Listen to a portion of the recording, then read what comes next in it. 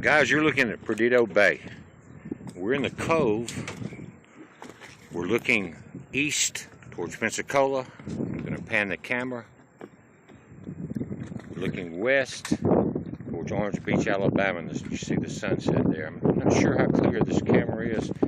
What it is if you have a storm's coming, and we've had counterclockwise winds as this hurricane went up the east coast, but we're over on the Gulf side of the panhandle.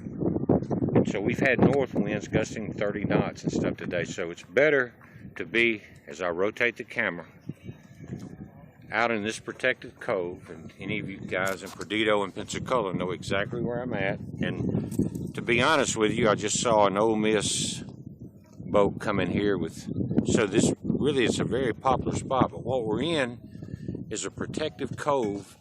And if you're tied up at our marina, which is back and west in that direction, you've got 4 lines on your boat, and you're jerked back and forth. Your sailboat goes through a tremendous amount of stress. But here you're on anchor. As we look at the front of my boat, I've got my sail covers off, and we sailed out into the cove.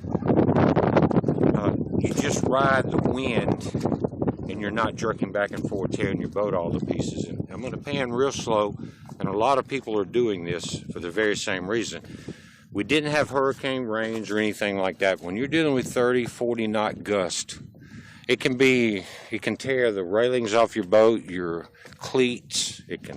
I've seen it tear the piers up. So a lot of people are just out here, guys, but you look at the spaghetti models, you can see that some are still taking this storm up the Carolina coast, up off of North Carolina, and then rotating it back down. And if you'll look at the National Hurricane Center links on our website, it'll show you that it diminishes in strength as it rotates down towards the Bahamas on some of the models. Here's what I have to say about that: is it rotates south after it comes off that east coast. You're going to see it getting back into warmer waters around the Bahamas. So what will we have then? It's hard to say at this point. Some of the models show it continuing out into the North Atlantic.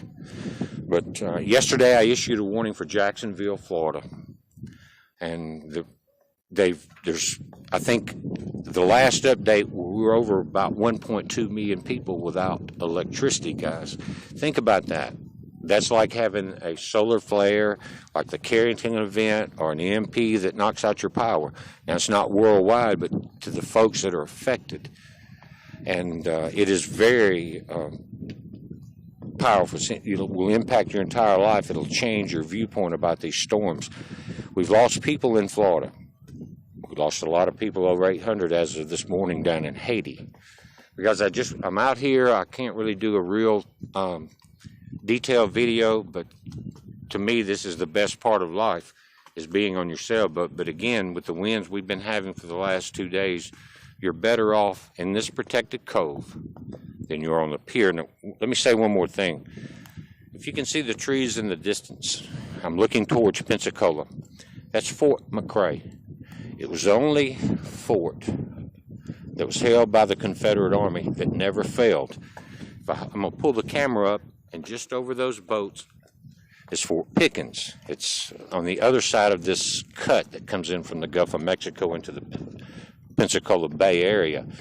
That was confiscated by the Yankees. Now, at that time, they fought back and forth for over a year with cannonballs and ships sailing back and forth, bombing each other with the cannonballs.